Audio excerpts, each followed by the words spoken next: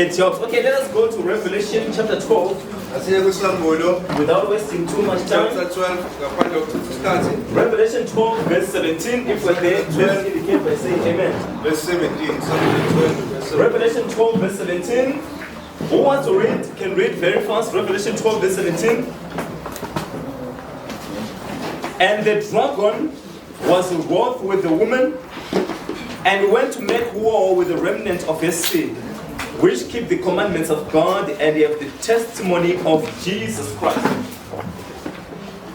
We have here in Revelation 12 verse 17, we have the dragon who is angry. Then we have the remnant. Okay, we have let me just write to make it clear. So we have Revelation 12 verse 17. We have the dragon. Who is the dragon? Where do we find that? 12 verse what? Verse 7. Verse 9, come on. Look at verse 9. It tells us who the dragon is. Then we have the remnant. Then we have the woman. Right. So the woman here in the Bible is the church.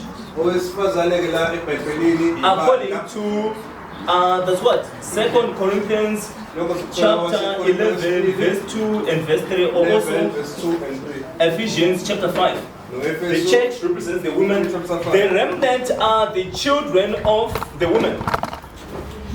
In other words, when we talk about the remnant, we are talking about the very last group of the church. Now, the Bible in Revelation 12 verse 17,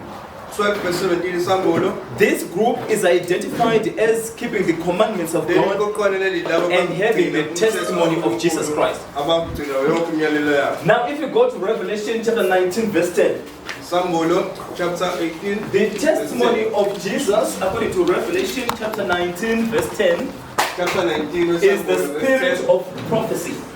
In other words, the Bible is just saying in Revelation 12 verse 17 that the dragon at the end is going to be angry at the seed of the woman. But who is this seed? It says they keep the commandments of God and they have the testimony of Jesus Christ. Are we following? Right. Now when you come to Revelation chapter 18, the Bible tells us of two. In other words, two companions or two kingdoms that Satan is going to use in his battle in the last days. The first one, you find it in Revelation chapter 13 verses 1 to 10. Chapter 13, verse 1 to 10. Then the second one, you find it in Revelation chapter 13 from verses 11 all the way to verse 18. Chapter 13 from verse. Right. Now I want us to focus on the first one. Let's open our Bibles to Revelation chapter 13. Chapter 13 we're going to read from verses 1 all the way to verse 4. From verse 1 to verse 4. Revelation 13 verses 1 to verse 4. Anyone wants to read? Then I saw a beast rising up out of the sea. Yes, a beast. What does a beast represent? In the Bible prophecy, I mentioned it last week. A kingdom or a government all together. So when you say a beast, just say a kingdom or a government. Yes. It had 7 heads and 10 horns. And 10 horns, yes. With 10 crowns on its horns. Yes. And written on each head were names that blasphemed God. Yes. This beast looked like a leopard. Yes. But it had feet of a bear. Yes. And the mouth of a lion. Yes. And the dragon gave the beast its own power and throne and great authority. Right. Can we go back to the symbols here? So we're saying a beast is a kingdom or government. Now, this beast is said to come out of the sea. Now the Bible talks about a sea to represent an army. Can we check Isaiah chapter Isaiah chapter 17 verse 12 and verse 13. Chapter 17 verse 12. Can we go quickly to Isaiah chapter 17? Isaiah 17. Isaiah chapter 17, whoever finds it first can read it. Isaiah 17 verses 12 and verse 13. Woe to the multitude Yes. of many people, Yes. which make a noise like the noise of the seas. Yes. And to the rushing of the nations, they Yes. make a rushing like the rushing of the mighty waters. Thank you. Yeah, you The can nations shall verse 13. rush like the rushing of many waters, but God shall rebuke them, and they shall flee far off, and shall be chased by the chaff of the mountain before the wind, and like a rolling thing before the whirlwind. Right. So what is the sea representing here? What? Multitudes of people all together. But when Isaiah is talking about the multitude of nations, he is talking about armies. He is talking about armies. Now, let's go back to Revelation chapter 13. Let's go to Revelation 13. Right. So here you have a kingdom rising where there is a multitude or a great multitude of people. And then the Bible says this beast has seven heads. It's quite interesting. The beast has 7 heads and 10 horns.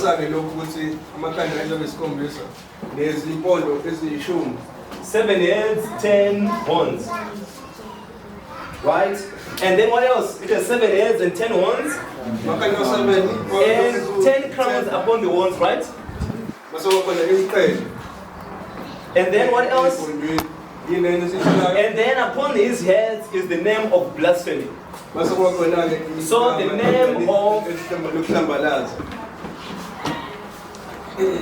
name of blasphemy. Oh, the terrible writing is coming up now. Right. Okay, now, so the beast has 7 heads and 10 horns. How do you put 10 horns on 7 heads? You want to hear? How do you put 10 horns? 10 horns on 7 heads. How many horns on each head? 2. So if you put 2 on each and every head, it doesn't make sense, right? Right. The horns are on one head. Are you following? Right. Let's go quickly. I will show you how. Let's go quickly to Daniel chapter 7. How many heads did Babylon have? Huh? 1. Middle Persia, the beer. Middle Persia, how many? 1. Greece, how many heads did Greece have? The leopard, how many heads did the leopard have? 4. Right? 4. Then the last beast, which was Rome, how many? 1. How many? 1. So if we add, how many do we have? Which of these beasts had 10 horns? This one, is it? Yes. And the 10 horns are 10 kingdoms according to Daniel chapter 7 and verse 22 and 23. Right. So what we notice here in the Bible is when Daniel was writing the prophecy, he was looking forward to things that were going to happen. Now, when you come to John, he is living in the time of Rome. And he is looking back to what Daniel had said. So if you go to verse 2, he says the beast here, the feet like unto a bear, it has a mouth like a lion, it has a body like a leopard, and the dragon gave unto him his God. You see that? So John sees this beast that he could not explain. And then he says Satan gave power to this beast. Are we following? Now, When this beast is given power, now, in other words, this kingdom. Remember when we went back to Daniel in the morning, what kingdom came after the 10 ones were split? Huh? The what? The papas are together? Yes, the papa. Right. And how do we see that we're talking about the papacy in Revelation 13? Because it mentions the name of blasphemy. Are we together? Yes.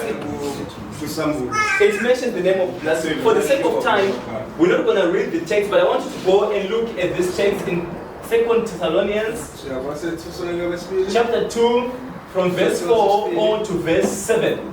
Verse 4 to 7. Speaks about the mystery of iniquity. Yeah, and talks about a man who sits in the temple of God, showing himself that he is God. Right. Now, so when the dragon gave the papacy his power,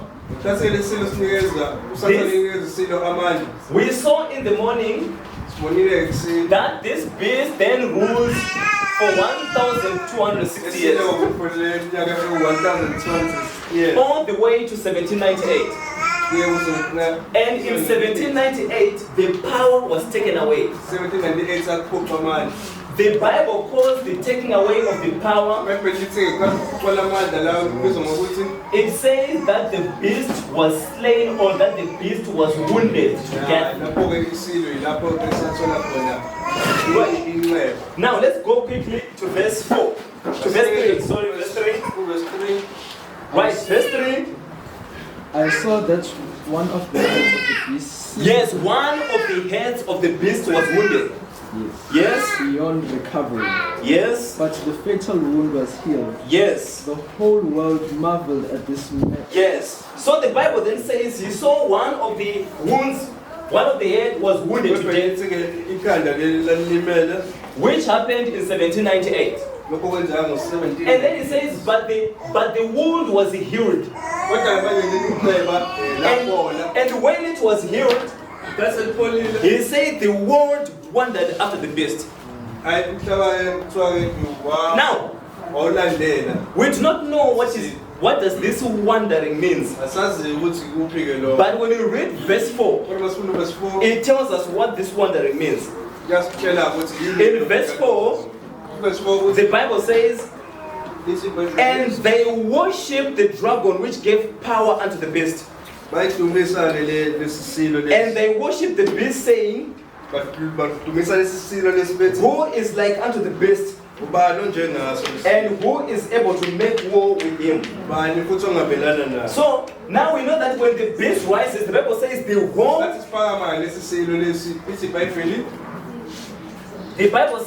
whole world is going to worship the beast. How many are going to worship the beast? The whole world. Out together. And then as they are worshiping this beast, they are challenging God. How are they challenging God? They are saying, who is like unto the beast? And they say, who is able to make war with him? So when this beast rises, the Bible says there's going to follow war upon the world. However, from Revelation chapter 12, verse 17, we notice that this war is going to be directed according to the commandment keepers and against those who have the testimony of Jesus.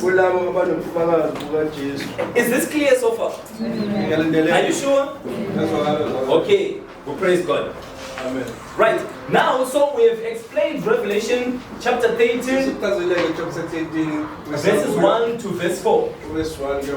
Now I want us to skip in our Bibles. We're going to go to Revelation chapter 17. Revelation 17. Revelation 13 and Revelation chapter 17. They are talking about the same things. but a different time period. Right. In Revelation chapter 13, John is being shown the beast or the government rising up. In Revelation chapter 17, he is shown the same beast at the end of. He is shown the beast at the end of the 1,260 years. That is in 1798. 1,260. Yeah. 1798. So which means he's shown the beast when the beast no longer has power. Now he tells us of two things in Revelation chapter 17. Now let us read the verses slowly. We're going to read from verses 1 all the way to verse 8. We're going to read this slowly, very slowly. Whoever wants to read can read for us. And there came one of the seven angels. Yes, there came one of the seven angels. Which had 7 vials. Which had the 7 vials, yes. And talked with me, saying unto me, yes. Come hither, I will shew unto thee the judgment of great whore that seated upon many waters. Right. Now remember, in Revelation chapter 13, we saw that the sea represents nations. Now, in Revelation chapter 17 and verse 1, the Bible says that there is a woman. But what kind of a woman? Huh? Yes, it says a harlot. Maybe it's a... Yes, it says there is a woman who sits upon great waters. In other words, there is a woman who is controlling these nations. Now the angel says to John, I am going to show you how God is going to judge this woman. Now in verse 2, you can read verse 2. With whom the kings of the earth committed fornication. Yes, in other words, the kings of the earth have been working with this woman. In other words, every government in the world have been having relationships with this woman. Right. Now remember, in the Bible, a woman represents a church. Now, if it's a pure woman as a virgin in Revelation chapter 12, it's a pure church. If it's a harlot, it is a false church. And in this case, we are talking about the Roman Catholic Church, the papacy. Yes. So the Bible says, with whom the kings of the earth have committed fornication. Right? You can continue. And the inhabitants of the earth will make drunk with the wine of the fornication. Yes, it says also the inhabitants of the earth. They were made drunk with the wine of their fornication. Now, in the Bible, what does wine represent? Yes, doctrine. Where do you find that in the Bible? Hallelujah. You remember what Jesus says? You cannot put new wine in old wineskin. Do you remember? What was he talking about? New teachings. He's saying that you cannot mix my teachings with the same teachings of the Pharisees and the scribes. So wine there represents the teachings of Jesus and the teachings of the Pharisees. But also if you go to Isaiah 28, I think it's from verse 9 going all the way to verse 10. Verse 9. It actually is called wine doctrine. So in other words, the teachings of this harlot woman, or the teachings of this false church, have corrupted the whole world. Because it says the inhabitants of the earth. Right? We'll get to see what are these teachings. Can you call it verse 3? So he carried me away in the spirit into the wilderness. He carried me away in the spirit into the wilderness. And I saw a woman sitting on a scarlet beast, which was full of names of blasphemy, Yes. having 7 heads and 10 horns. Right. Now you see the same beast. The woman is sitting on the same. She's sitting on the same beast with 7 heads and 10 horns. Now, what is the difference between this verse and Revelation chapter 13 verse 1? Chapter 17, Revelation somebody. What is the difference? A woman sitting on top. A woman is sitting on it. The woman is sitting on the beast, right? Revelation doesn't tell you. But there is another detail, because Revelation doesn't tell you the woman, but it tells you blasphemy, and it tells you that there is a church on this beast, right? Right. Now, there is something that you would notice that is different. Where was the beast coming up from? In Revelation 18. The sea. In other words, it is the support of many nations, right? What about in Revelation chapter 17 and verse 3? Is it the one? Do you have support in the wilderness? No, there are not many people there. So it's actually telling us that here we're looking at the period in 1798. Where now everybody who was associating with this church have abandoned it. Now can you continue reading? Let's go to verse 4. The woman was arrayed in purple and scarlet color, and adorned with gold and precious stones. Gold and precious stones. And pearls, having in her hand golden cups of abomination, filthiness of her. Right. So what is the wine? What is the wine of her fornication? What is the wine? Her teachings. What is the wine? Her teachings. Yeah, it's teaching. But Revelation chapter 17, Revelation 17 verse 4 tells us what is this wine? Which wine? 17 verse 4 Revelation.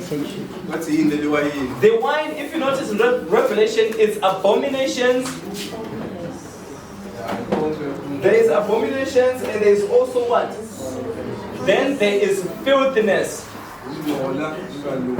Then the Bible says with these teachings, she has deceived the whole world. Right. Now, what are these abominations? What do you think are these abominations? The whole world, it's only Adventists who believe that when you die, you go under. What does the whole world teach? If you're doing good, right? What about if you're doing bad? You go to hell, right? And the whole world, what do they believe about the dead? They speak. They speak. In other words, your dead relatives can come back and they can talk to you, right? They also believe in the worship of idols. Yeah, if you notice, even Christians, they put bands and then they say they'll. You all know of these things. Like people go and buy those bullshit bands, those anointing oils and what, and they say these things will save you. Yes, Rosary and all these things. And they have also other false doctrines about the grace of God. What do we teach about the grace of God in the Adventist church? What do we teach about grace in the Adventist church? What does grace do? Huh? It leads you to obedience. Grace what? Saves? We're saved by grace. Yes, we're saved. Okay, what is grace? What is grace? Yes, my elder. Unmerited favor. Okay. Yes, grace is favor. What does it do? Like if you have grace, how do we see that you have grace in your life? If I want to see that this sister, there is grace in her life, how do I say it? Yes, my mother.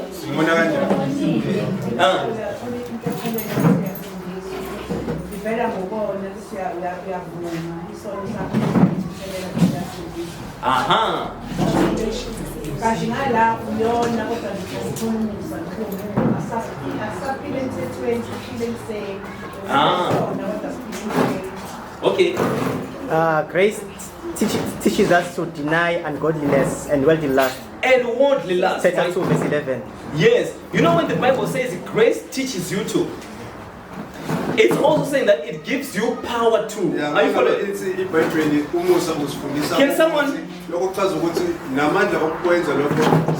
Can someone quickly read for us Romans chapter 5, verse 21? Romans 5, someone reads for us verse 21. Romans 5, verse 21. Verse 21. Verse 21. So that as sin reigned in death. In other words, sin reigns. In other words, when there is sin in the life, what is the result of sin? Death. It can be spiritual death and then literal death, right? Now, can you continue? Grace also might reign through righteousness, right, to eternal life. To eternal life through Christ Jesus our Lord. So now, how do you know that there is grace in your life? According to that verse. Yes? There's righteousness. Okay, but no, in that, think about in the context of that verse. Righteousness. Righteousness, all together. In other words, when there is right doing in the life, that shows that there is grace in that life. Are you following? That is what we as Adventists teach. We teach that grace transforms a person. But the whole world says grace, it covers you. Whether you do right or wrong doesn't matter, because you are covered by grace. Are we together? Now, the origins of all these teachings, they arose from this false church. And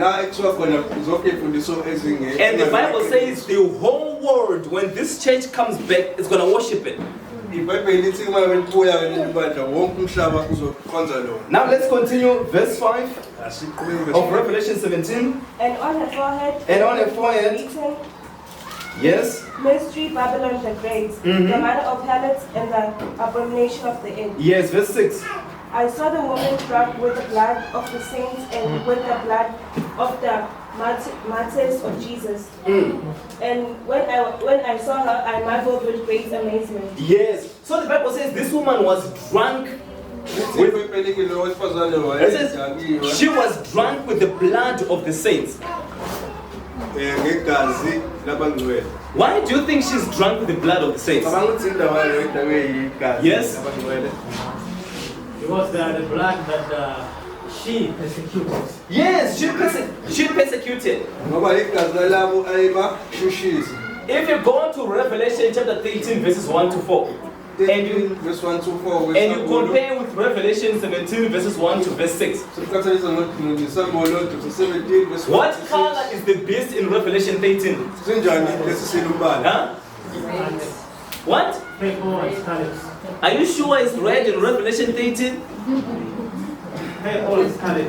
In Revelation 13 there is no color. Actually the prophet tells you different colors. Because they say the beast at the head of it has the head of a lion, it has the feet of a bear, and it has the body of a leopard. I think you can actually see some color there, right? Yes. And then he says, but when he comes here, he says that the beast was red. So we can say here no defined color, but when you come here, it's red. What do you think made this beast red in 1798? Because it was killing the followers of Jesus for 1,260 years altogether. So in Revelation chapter 13 and Revelation 17, John is shown the same kingdom, but at two different times. Now when John sees this woman and he sees her sitting on this beast, John says, I was amazed with great admiration. Now let's go to verse 7. By the way, the angel talking to him, okay, we won't get into it as much. Let's go to verse 7. Verse 7. But the angel said to me, The angel said to me, why did you marvel? why did you marvel? I will tell you the mystery of the woman and I'm the beast that carries her, I am going to tell you the mystery of the woman and the mystery of the what? which has 7 heads and 10 horns. Yes. So he's going to tell him, the angel is going to tell John 2 mysteries. So the two mysteries, one of the woman, the other one of the beast. In other words, of the church. Remember, the woman is the church, and the other one of the kingdom or the government. Now, what is the difference between the church and the state? What's the difference? Yes? The church is led by God, the kingdom is led by man. Okay. So here you have God, here you have men. Do you have a sword in the church? What is the sword of the church? The word of God. Give me a verse. Hebrews Chapter 4, verse. 12. Give me another one. Verse 12. Ephesians 6. You remember the sword of the spirit? You remember that one? Right. What about the sword of the state? What do you find that? Romans 18 verses 1 to verse 4, if not verse 5, and many other texts in the Old Testament. How does the church use its sword? Yes. How does the church use its sword? Huh? Yes, preaching. How do people become members of the church? Through evangelism, right? We preach the truth, and then the truth convicts the heart, and then people join the church. How does the state use its sword? It uses sword through what? Compulsion, right? When you see a policeman on the road, let's say you're just driving, and the policeman just stops you. I think you start thinking about everything wrong that you've done up until that point. Yeah? You see, the one is a symbol of compulsion, use of violence and force. Now,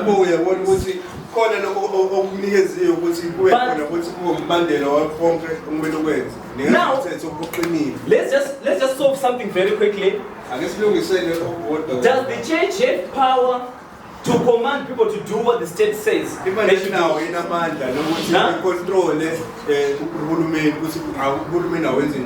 What about the government to control the church?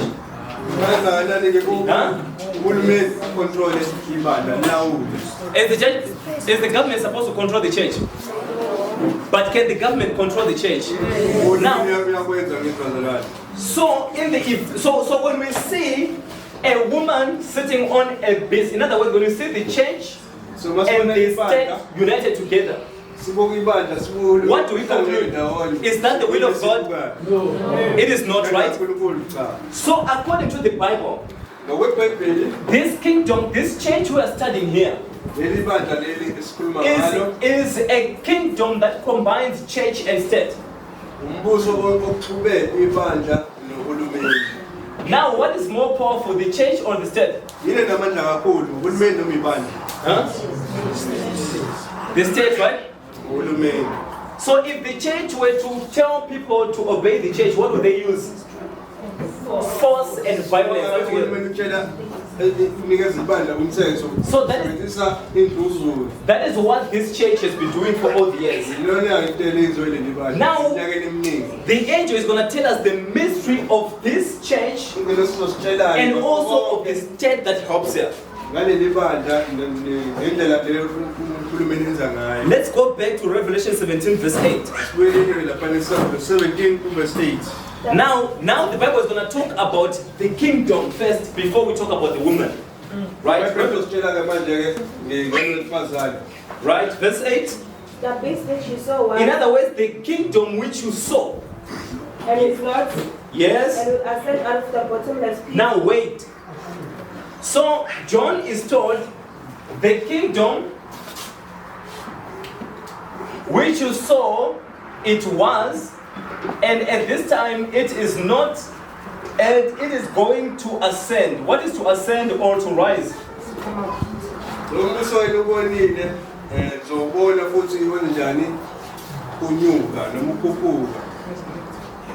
Right. In other words, so if it says, so it says the kingdom you saw was, but at the time it's being shown it, he says it is not.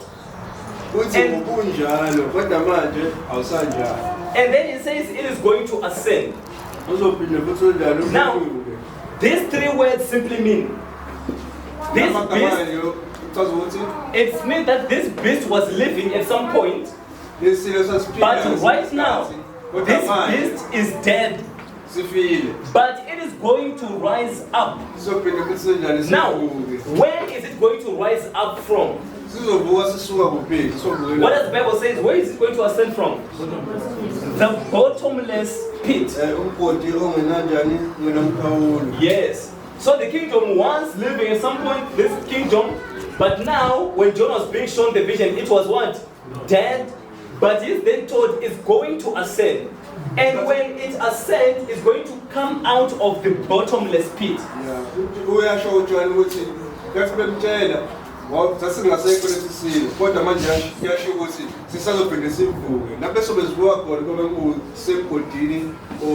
But now, when do you think this kingdom was living?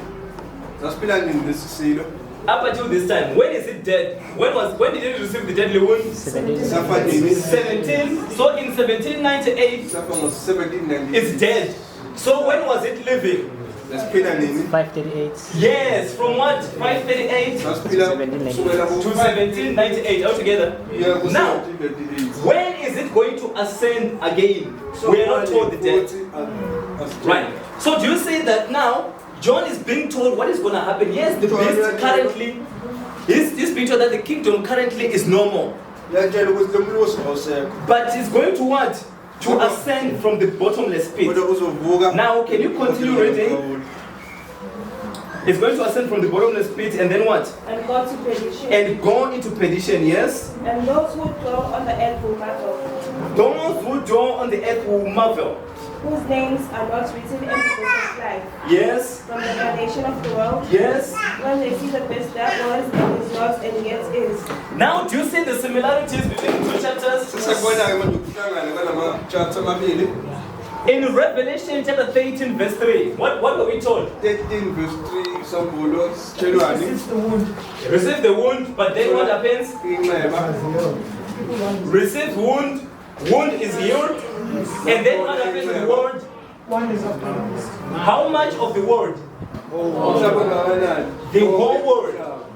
Now in Revelation chapter 17 verse 8, it says that the beast is going to ascend out of the bottomless. In other words, going to come back to life. And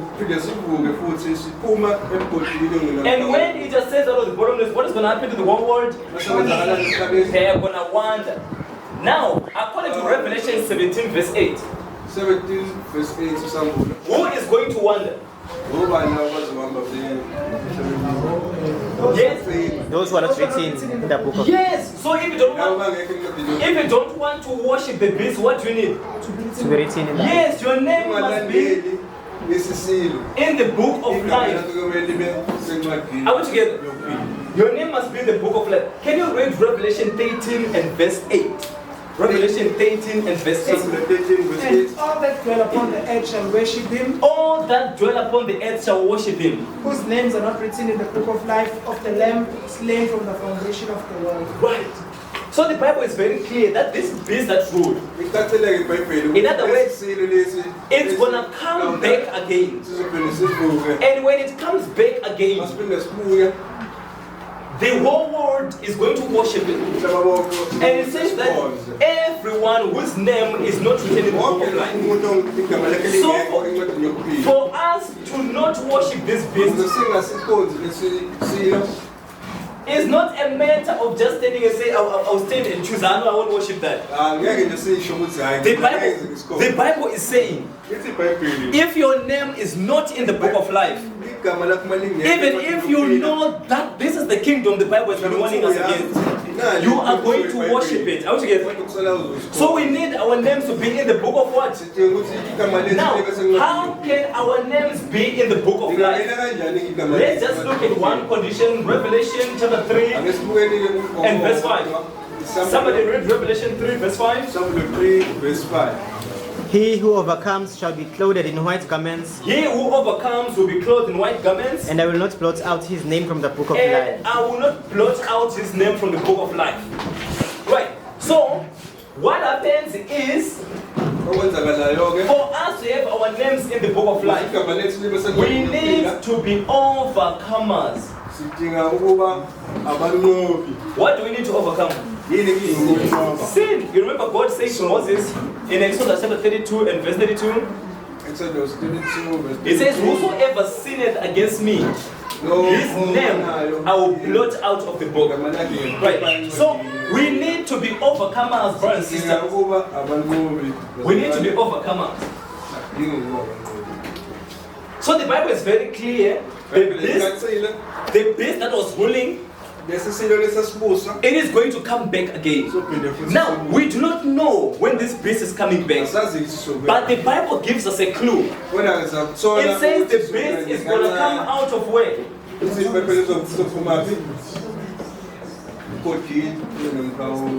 Now, here's the question: what is the bottomless pit? Have you ever seen a bottomless pit? Has anyone ever seen a bottomless pit? In the movies. In the movies. Boy, just look there, you just can't see the bottom, they fall forever. You just fall for it. So what we notice here is the Bible is using bottomless pit as a symbol. Are we following? Yeah, because if you want a bottomless pit, you're going to have to go out of the earth. Because if you can keep on drilling, you have to drill outside the earth. Does that make sense? So the Bible is using a symbol, which means bottomless pit does not refer to an actual pit, but it refers to conditions. Now let's see what are these conditions. There are two other places in the Bible where we find the word bottomless pit. Number one, actually three. Number one, we find this word used in Revelation chapter 9. Verses 1 to verse 2. Verse 1, verse 2. We then see it in Revelation chapter 11, verses 7 and verse 8. 7. Then we see the same word used in Luke chapter 8 and verse 31. Luke 8, verse 31. Also in Revelation 20 verse 3. Huh? Revelation 20 verse 3. Yes, Revelation 20 and verse 3. Yes. 20 verse 3. Revelation 20 and verse 3. Right, let's look at each and every one of these instances. We're not going to do a deep study, I'm just going to do a summary. Revelation chapter 9 is talking about the Muslims in the Bible. Who are the Muslims? Yeah, Islam. Like Osama bin Laden, those guys who bombed everyone. So Revelation chapter 9 talks about the Muslims. And it says that the Muslims, they came out of the bottomless pit. Now, where do you find, where did the Muslims come from? Have you ever heard of Muhammad? Prophet Muhammad. Where did Muhammad start his religion? Where? Yes, Mecca. Where is Mecca? Where do the Muslims normally go for their pilgrimage? Middle East out together. In other words, it was in the Arabian, they call it the Arabian desert. In Mecca, that's where they came from, the Muslims. However, apart from being in a desert environment, the Muslims have different groups.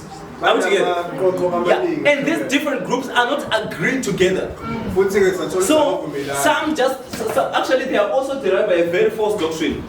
They believe that if you die bombing people in the name of religion, when you die, you're gonna resurrect in heaven. With thousands of visions and pleasures and everything. So the false religion drives them to kill themselves altogether. Now, when you go back to history at the time when Muhammad founded the religion, the kingdom, the area was in a state of chaos. The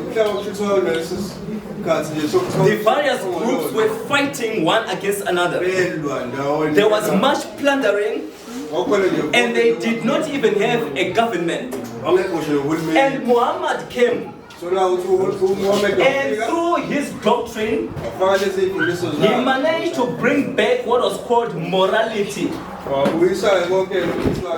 only morality through his religion. So in other words, he was the center of morality.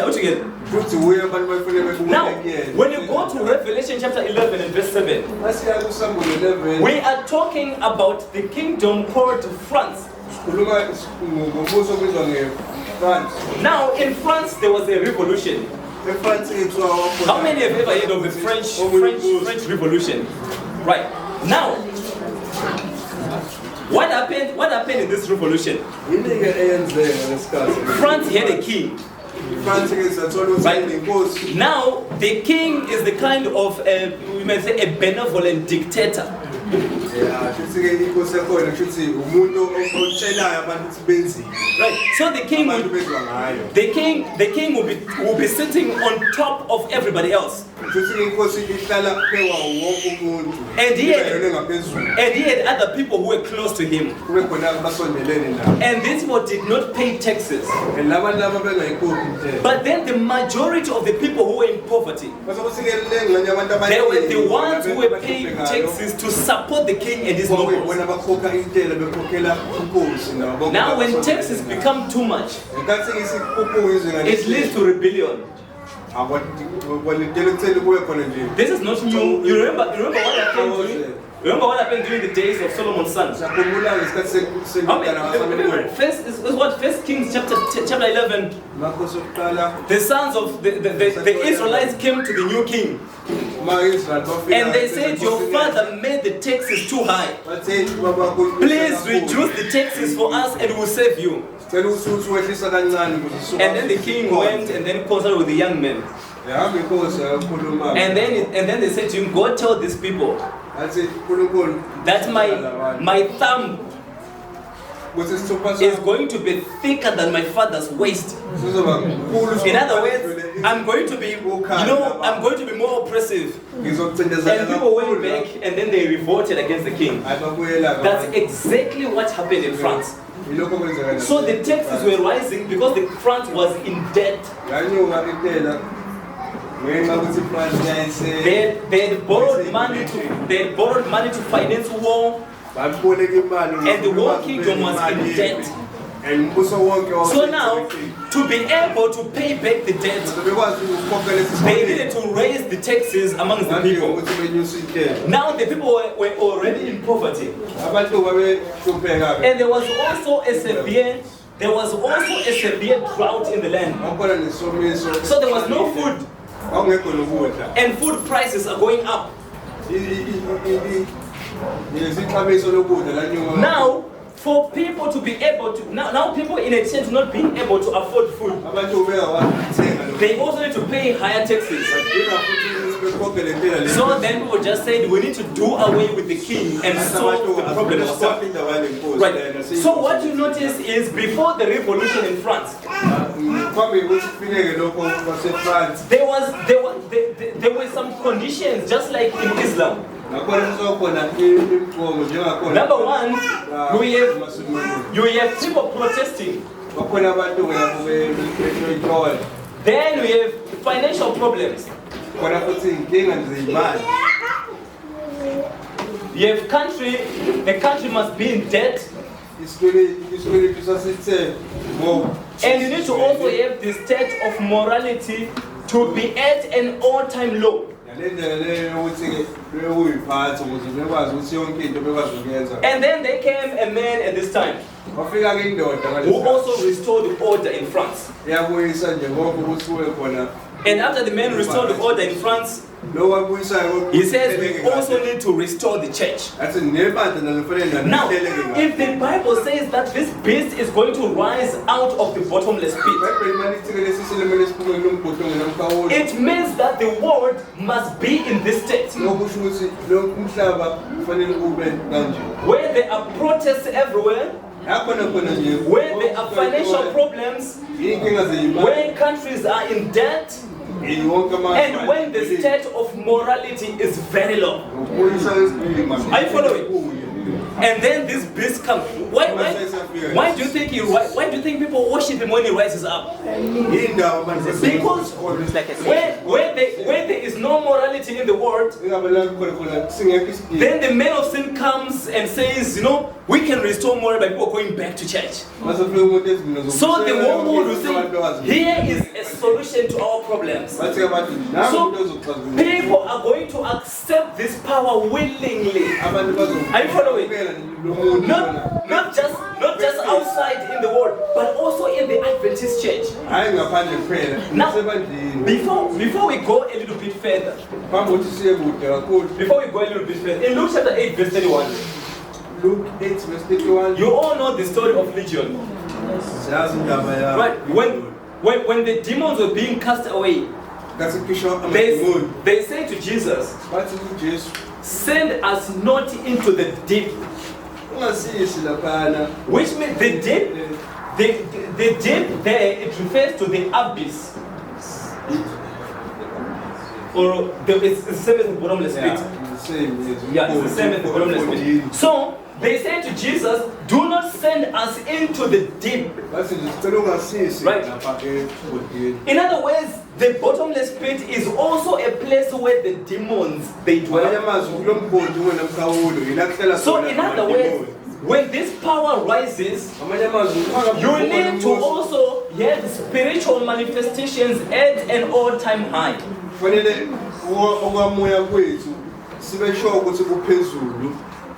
So this is what we're going to expect: protests,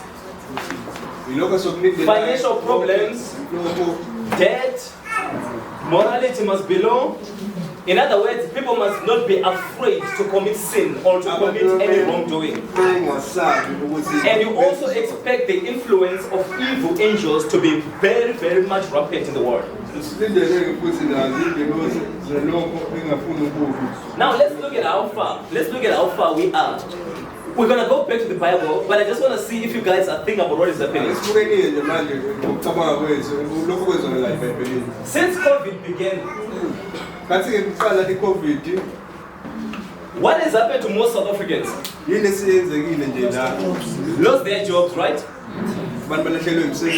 People lost their jobs. And what happened in the family when you lose a job? No food. Many people lost their jobs, they lost their livelihoods. And when things got worse, people used an excuse to revolt. What was the excuse? Zuma. Just how long did the protest last? Less than 2 weeks. But within those 2 weeks, Durban was a mess. I follow it. But now, we don't have protests only in South Africa. We have protests all across the world. What are people protesting against? COVID vaccines and lockdowns. Many people lost their homes, their cars, they were repossessed because they lost their jobs. So what is happening to levels of poverty? Going up. How many countries so far in the world have received COVID financing? How many? How much did we receive in South Africa COVID financing? 500 billion. 500 billion.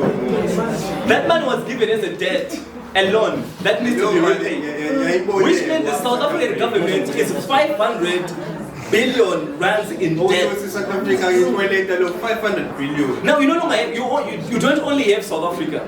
You have countries such as Zimbabwe, Zambia, Mozambique, and many other countries that have also received aid.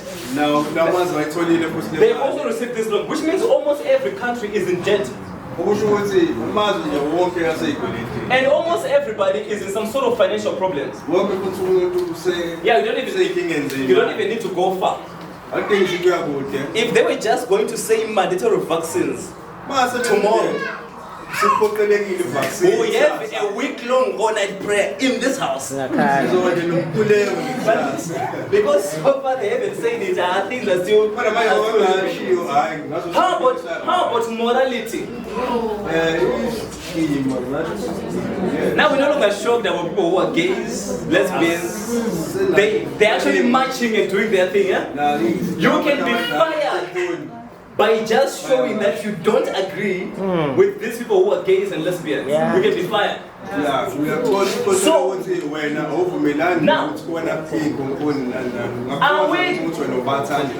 are we moving steadily towards this? So the Bible is giving us a hint. It says, when this power rises again, just notice that the world will be in a bottomless, will be in a state of conditions that makes the bottomless pit. Then we know.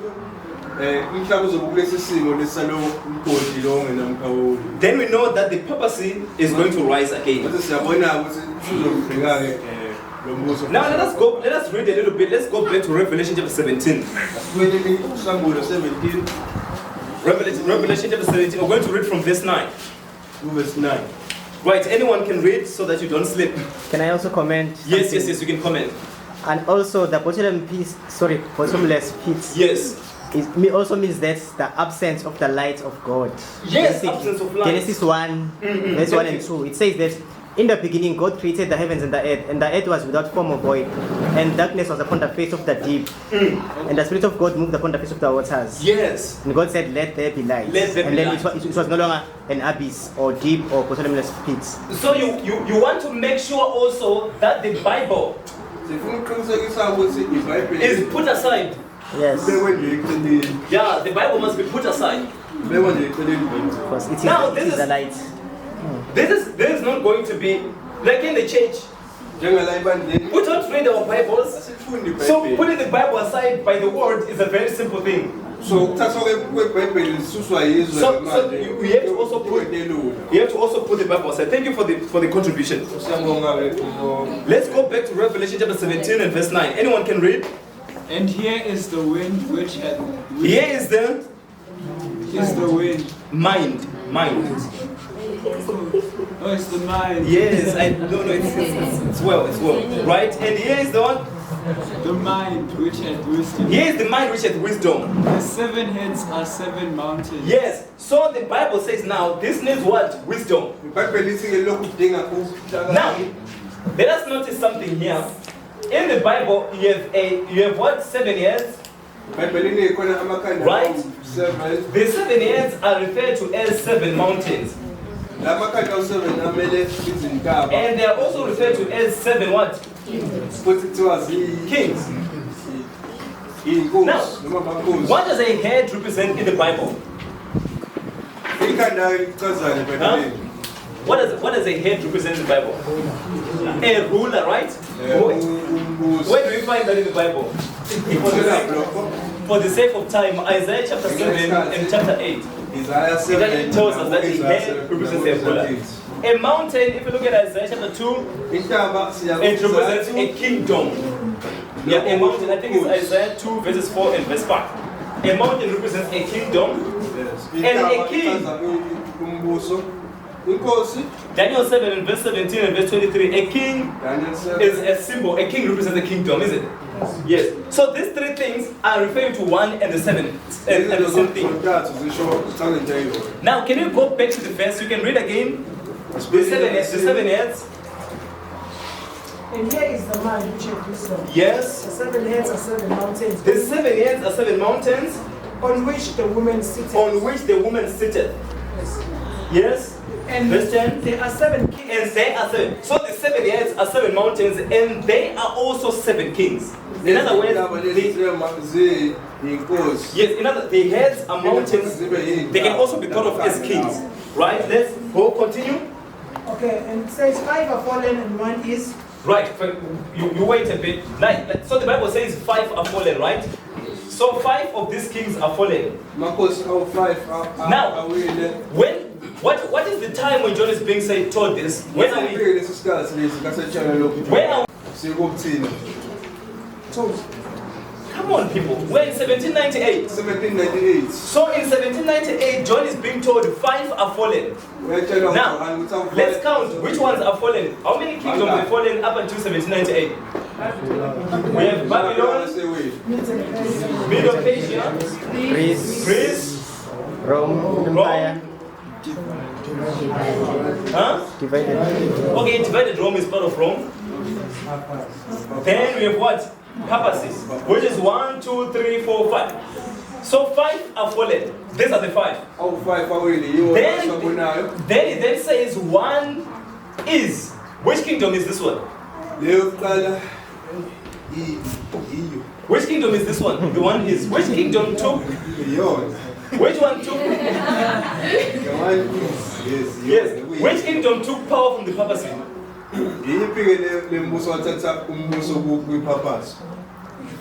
I just was talking about the kingdom. French Revolution. Right. So it says 5 are fallen, 1 is, and the one that was ruling it was France. France was the superpower. If you read in history, you learn about Napoleon Bonaparte, who tried to conquer all of Europe. Even went to America and tried to conquer America.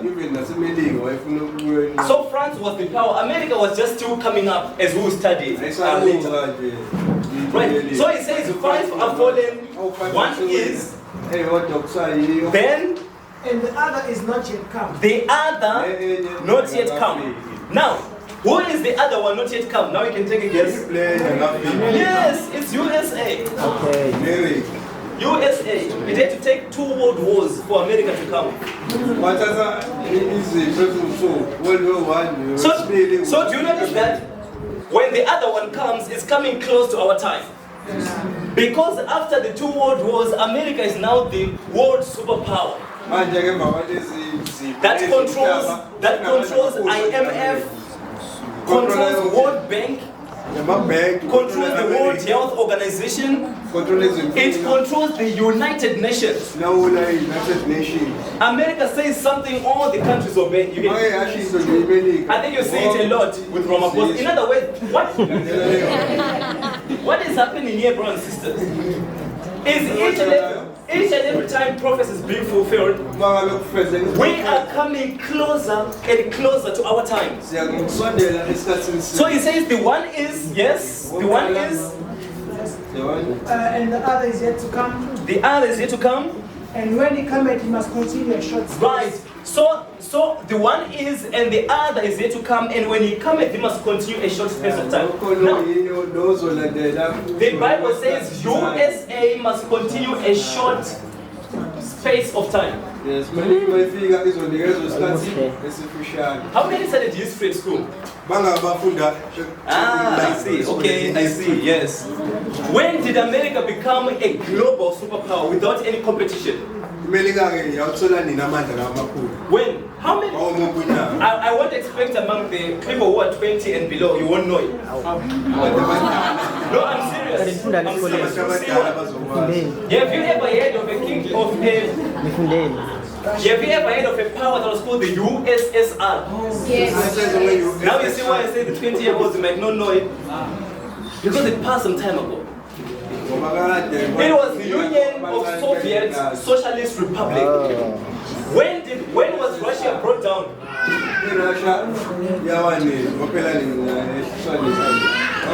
1989. Right? Why do you think today when you are watching, for those who still watch those movies, when you watch the movies, the Russians are always the bad guys.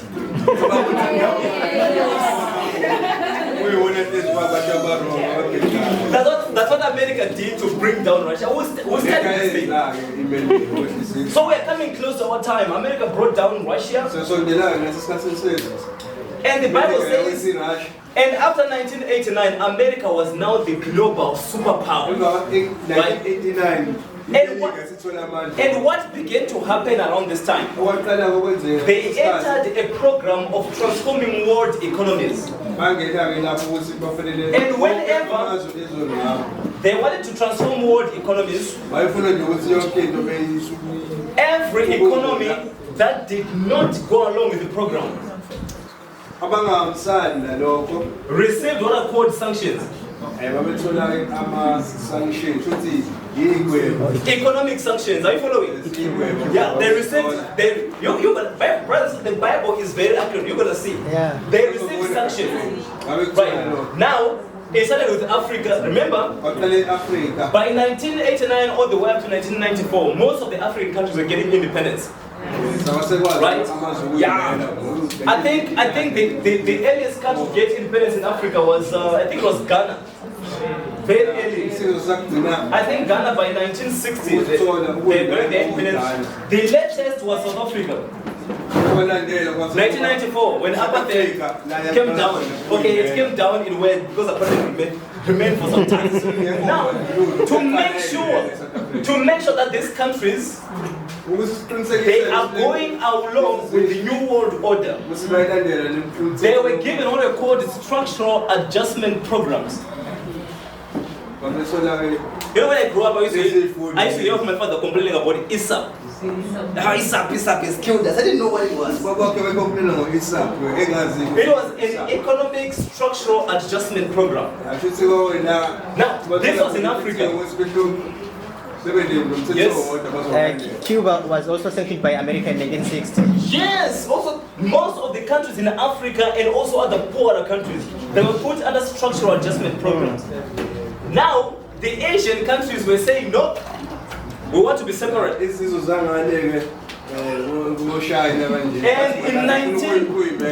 in 1997, America caused what is called the Asian crisis. And then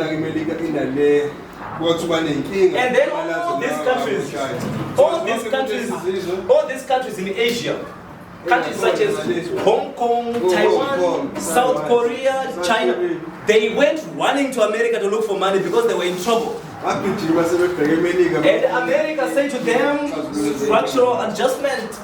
And most of the countries started opening up their economies. And they were opening even to religion. And guess which religion went to all these countries? Roman Catholicism went to all these countries. Right. Then you come to 2008. What happened in 2008? Financial collapse, whole world. Where did this financial collapse start? Where? In other words, who caused the financial collapse? America. The housing market collapsed in America. Housing market in America collapsed, and the entire world economy came down. And how did they respond to the financial crisis? Sending money to all the countries to borrow from America. And when they are receiving all this money, what is happening to all these countries? They are going more and more in what? They are going more and more and more in debt. So the Bible says, when USA comes, it must continue a short space. Now, let's try to understand what exactly is the USA going to be doing, and why must it continue a short space? Let's go back to Revelation. Let's go back to Revelation chapter 13. We're going to read from verses 11 to verse 18. So notice how America is working. Since America became a superpower, it has used sanctions. What do sanctions say? Sanctions simply say you cannot buy or sell if you don't go along with our program. The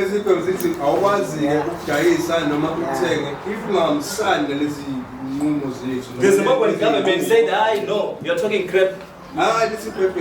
We're gonna do what we want. And then they redistributed land and farmers all around. And people were saying, we have what? We have made it. And America said, you did not. And they put sanctions left, right, and center. And Zimbabwean economy came down. Today, in Africa, if you want to talk about land redistribution, even in South Africa, they will say to you, did you see what happened in Zimbabwe? In other words, they wanted to make sure that the example is perfect. And anybody who is can follow tune. Now, let's go to Revelation 13. Can you start reading from verse 11? Yes. And I beheld another beast. Another beast, yes. Coming up out of the right. And so, can you just wait? So notice in Revelation 13 verses 1 to 10, especially in verse 10, when the papacy was received its deadly wound in 1798, the second beast was coming up or rising. In other words, it was just becoming also a kingdom, right? It was in its early stages. Yes, continue. And he had 2 horns like a lamb. He had 2 horns like a lamb. And spake as a dragon. Right, so he had 2 horns like a lamb and spake as a dragon. And he exercised... Wait. Spake as dragon. Now, who is the dragon? Satan is the dragon, right? Satan. Yes. But Satan, when he wants to work, who does he use? Whom did he use to kill Jesus? Huh? Who did he use to kill Jesus? Yes, my elder. Herod, right? The Romans. Herod and Pilate and who were these people working for? The Roman government, right? Yes. So when you look at Revelation chapter 12, telling us that there is a dragon that wanted to destroy the Savior, we know that this dragon, there is Satan working through the Roman government. So which means Satan works through all these governments. Now, this one that is this beast that is seen coming up, or this kingdom, it says this kingdom has 2 horns like a lamb. Who is the lamb? Jesus. In other words, when you look at this kingdom, it looks like Christ-like, right? But when it speaks like Rome. Right? Right. Now, what are these 2 horns? What do horns represent? Kingdoms, right? Which means in this power, there are 2 separate kingdoms, right? Yeah, it's not the first time we're seeing it. Remember, in Daniel chapter 8, the Medes and the Persians, a ram with 2 horns. Right? Now, what are these 2 horns like a lamb? Yes. So if you look at the 2 horns, they have no crowns. They have no crowns. Thank you. In other words, in this kingdom, there is no king. Which means a government with no king. Right? Let's continue. Oh yeah, so we are saying, so we are speaking about USA, right? Yes, we are speaking about USA. So it's divided into 2. Yes. So firstly we have Protestantism without a pope. Yes. Or a church without a pope. A church without a pope. It's Protestantism. So where are we looking? What are we looking at when we're telling from the Pope? We're looking towards America, right? Yes. When you have a government without a king and you have a church without a Pope. Yes.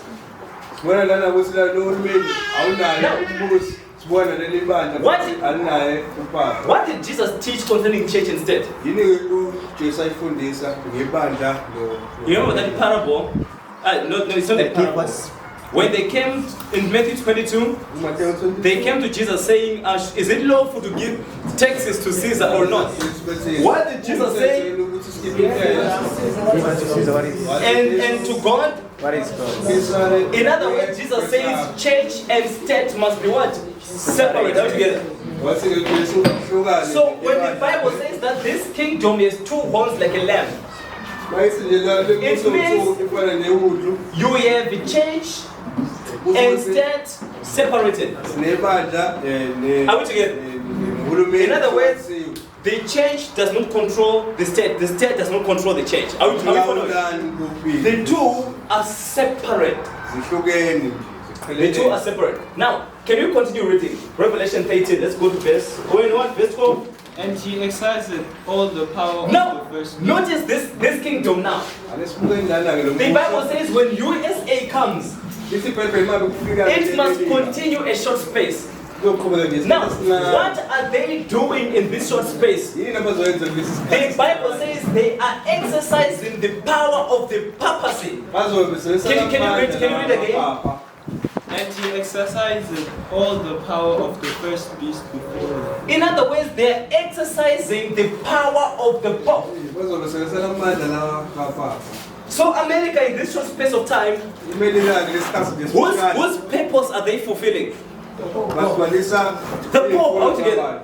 In other words, they are working to do whatever the Pope wanted to do. Can you continue reading? And caused the earth and now them. It says they cause them, the earth and them which dwell therein to worship the first beast, whose deadly wound was healed. Right. So notice the Bible says they are going to cause the earth and them that dwell therein. Those are two things. They say the earth and them that dwell in it. Who dwells in the earth? It's us, right? Yeah, us, people. So when you talk about the earth, what are you talking about? People. No, the earth and them that dwell in it. People. So if them that dwell in the earth are people, what do you refer to as the earth? The environment, isn't it?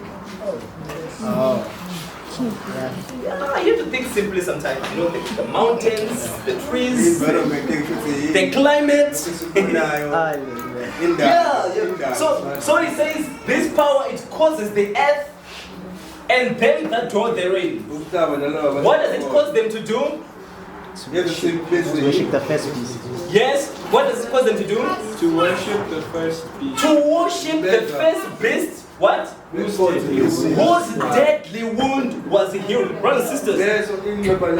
Now, when are they going to cause the earth to worship the first beast?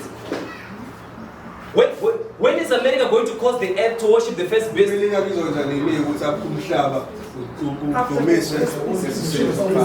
No. Not when it receives the wound. When it's healed. When the deadly wound is healed. Are we following? In other words, but we noticed earlier that for the deadly wound to be healed, the wound needs to be in the condition of a what? Of a bottomless pit. So what is America doing right now? Where is America taking the world? Yeah, brothers and sisters. And we are moving very fast towards here.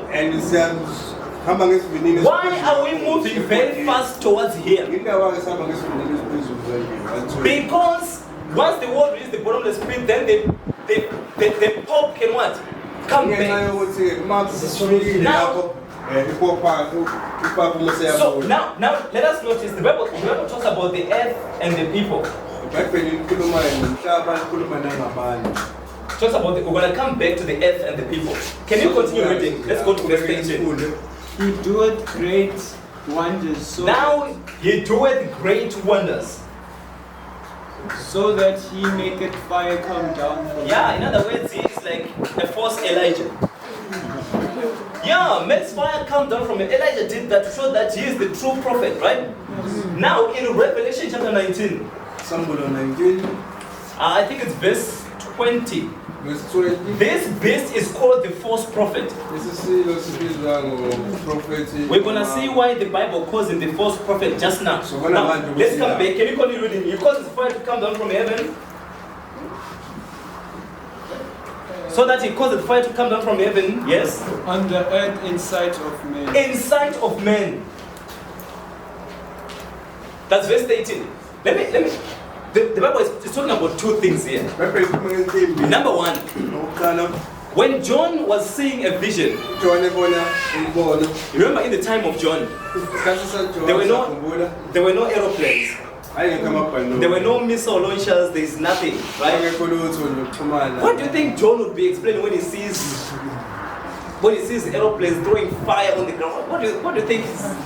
The giant bird. He says they are causing fire to come down from what? In other words, he is explaining the future in what he knows best, right? So he says, so what he says is that number one, this nation is waging war. You know, bombing other nations. Number one, bombing. If you don't want to do what we want, we bomb you. Go and ask Iraq and Afghanistan and Libya. They bomb those countries. And you know an interesting fact?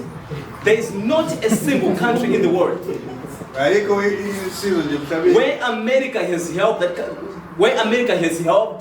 and the country is doing better. Not even one. Any country America is trying to help has become worse off. The Libyans are now poor. But they used to have oil, they were rich. The same in Middle East. You go to Afghanistan today, there is war upon war. Yes?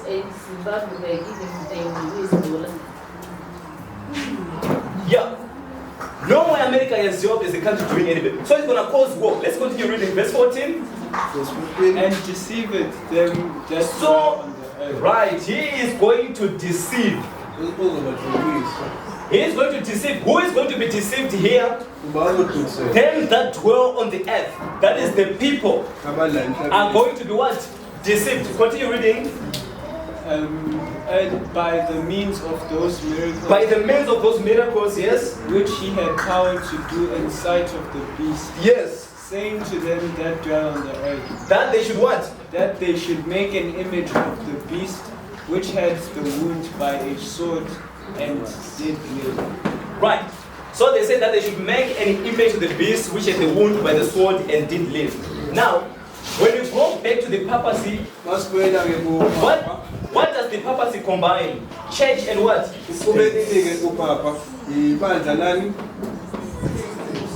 Church and state.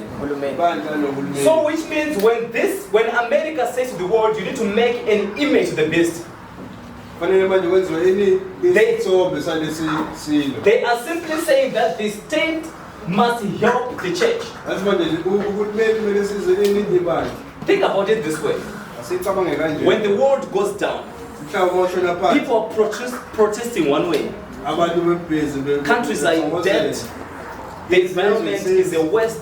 People no longer have morals. Criminals are running wild. And then the government comes and says, okay, everybody is going to be mandated to go to church. Don't you think that it comes to the world as a relief? Yes. So this power is going to make all who do it to make an image of the beast. In other words, to join church and state. First in America and then to the rest of the world, because the whole world is going to worship him. Now let's continue reading. And he had power to give life unto the image of the beast. He has power to give life to the image of the beast, yes? That the image of the beast should both speak. It should both speak. And cause that as many as would not worship the image of the beast should be killed. Right. So number one, he has power to bring the death sentence. Whoever will not worship should be killed. Right. Can you go to verse 16? And he caused all, both small and great, yes, rich and poor, yes, free and bond, free and bond, the mark in their right hand or on their foreheads. Yes, so that and that no man might buy or sell. No one can buy and what? Or sell. Save he that had the mark or the name of the beast or the number of his name. Right. So that no one can buy or sell. So, brothers and sisters, what we see so far is we are moving directly towards what Bible prophecy is talking about. We are moving on very, very fast. Now, in Revelation chapter 14, verses 9 to verse 12, we have what is called the third angel's message. And the third angel's message, it comes in two parts. The first part is a warning against anyone who worship the beast or receive his mark. And then the second one, it talks about the overcomers in verse 12. It says, here is the patience of the saints. Here are they that keep the commandments of God and have the faith of Jesus. Now, the faith of Jesus, as we will study some time to come, is the righteousness of Jesus. We're not going to go into it much. I want to come back to a point and then we'll be able to close. The Bible says the earth and the people. Right. So the Bible says He causes both the earth and those who draw the rain to worship the papacy. For the earth to worship the papacy, what do you need? How does the earth worship the papacy, and also how do the people worship the papacy? How do we worship God? Yes, on Sabbath, is it?